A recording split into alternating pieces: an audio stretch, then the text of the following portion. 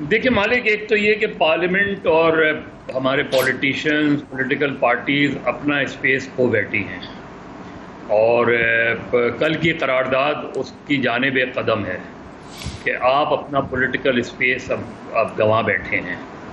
अब trial military court में हो, अगर मिलिट्री कोर्ट में फ़र्ज़ करें ट्रायल होता है तो क्या नुकसान होगा? तो दुनिया में क्या कहा जाएगा?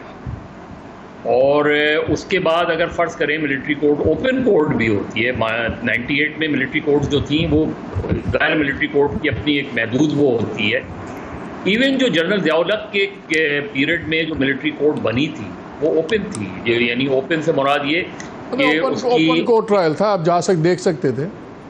नहीं, जैसे जाम साखी केस की मैं बात कर रहा हूँ जिसमें बेनज़ीर भुट्टो सारे टॉप पॉलिटिशियंस ने जाके बयान दिए थे, उसकी कवरेज पे कभी कोई पाबंदी नहीं लगी थी और वो बहुत हाई प्रोफाइल उस लिहाज से केस था और उसमें सज़ाएं भी हुई थी खैर आगे जाके।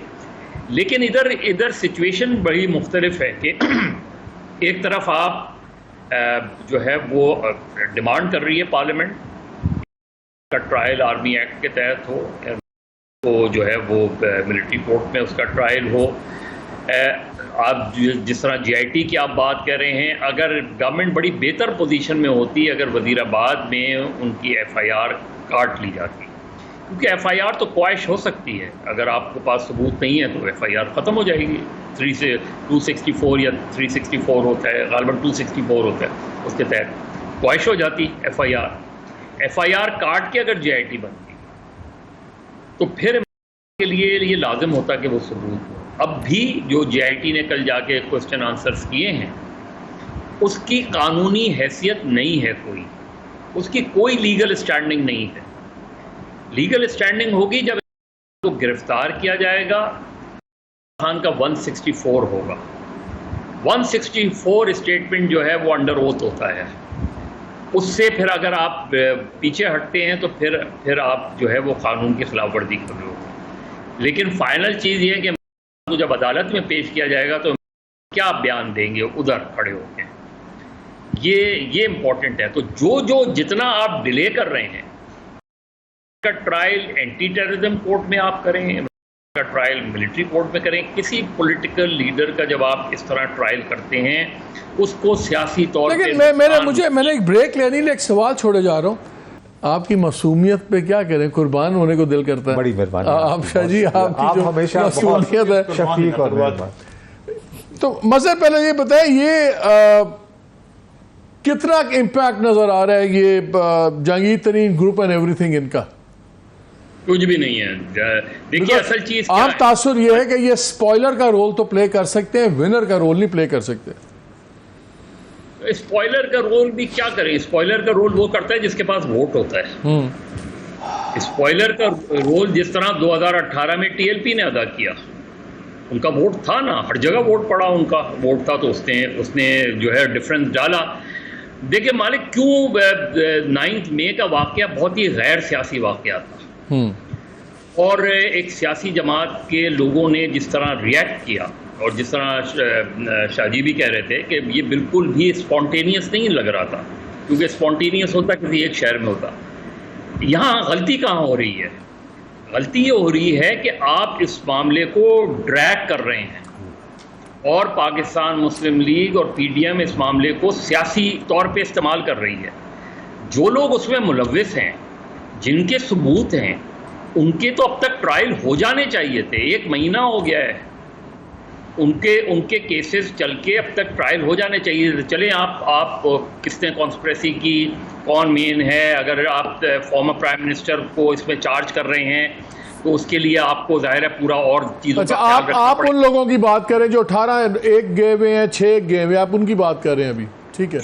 जिन्होंने जो एग्जीक्यूटर्स हैं, जिनका नजर आ रहा है, जिसके बारे में आप कह रहे हैं, जिनके सबूत मौजूद हैं, वीडियो मौजूद हैं, उनका तो अब तक ट्रायल हो जाना चाहिए था। तो अगर आप चीज़ों को ड्रैग करेंगे और उसको जो गवर्नमेंट पार्टीज हैं उसको अपने पॉलिटिकल उसके लिए यूज़ करेंगी, तो जो असल स्पिरिट ऑफ 9 मई को जो चीज़ें अफसोसनाक और काबिल मजम्मत हुई, वो चीज़ें पोलिटिसाइज होती जा रही हैं। इस चीज़ को आप रियलाइज ही नहीं कर रहे।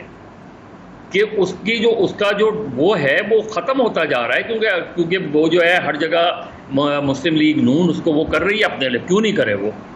तो मेरे ख्याल में कि फैसला करें ना, अक्यूज है या नहीं है, सॉरी फैसला करें आप ये कि ये जो ये सारी कॉन्स्पिरेसी हुई थी, किसने की थी, कौन कौन लोग थे, उन पे एफआईआर काटें, उनका ट्रायल करें। आप ये कह रहे हैं कि जितना ये बयानिया बन सकता था या बनना चाहिए था वो बन गया है, अब इसको ट्रायल में कन्वर्ट होना चाहिए। लाइक अगर आप ये बताना चाह रहे हैं लोगों को कि कितनी बड़ी ज्यादती हुई है, किस तरह बेहुरमती हुई, और जो गलत जो कुछ हुआ है 9 का अब बड़ी अच्छी तरह इस्टेब्लिश हो गया है, तो अब इसको ओवरडू ना किया जाए।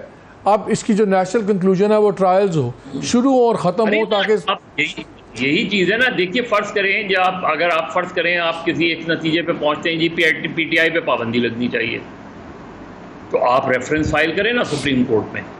अनडिक्लेयर्ड किसी भी जमात को अनडिक्लेयर्ड उस बैन करना और उसके लिए ये मुश्किलात खड़ी करना, और उसमें बेशुमार लोग मैं आपको बता सकता हूँ जो गिरफ्तार हुए हैं, किसी को 50,000 यही मज़ा रुके जरा, ये बड़ी इंटरेस्टिंग बात है।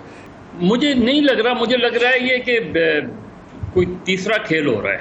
मुझे ये नहीं लग रहा कि पीडीएम अगला प्राइम मिनिस्टर पीडीएम का होगा, और अगर होता भी है तो ये जो चीज़ अब ये देखें, इस वक्त तो बहुत ही बार्गेनिंग चल रही है ना। अब जैसे आपने अभी क्रिकेट बोर्ड का चेयरमैन, वैसे आप देखें तो एक क्रिकेट बोर्ड का चेयरमैन होता है, लेकिन अगर हम अदरवाइज देखें तो बड़ा पावरफुल चेयरमैन होता है और बड़ा नहीं, one of the most prestigious jobs है पाकिस्तान में, इसमें कोई शक नहीं। मैं कह रहा हूँ उसी हवाले से कह रहा हूँ।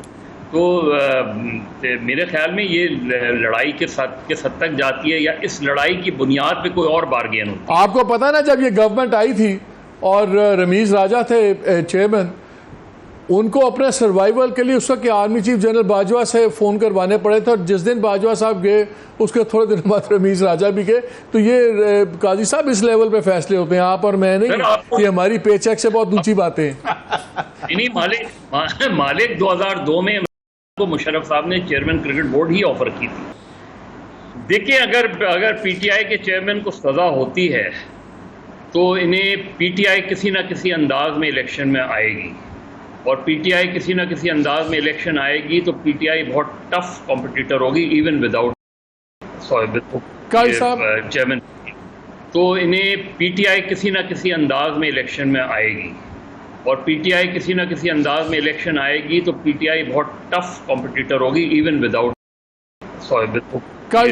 चेयरमैन।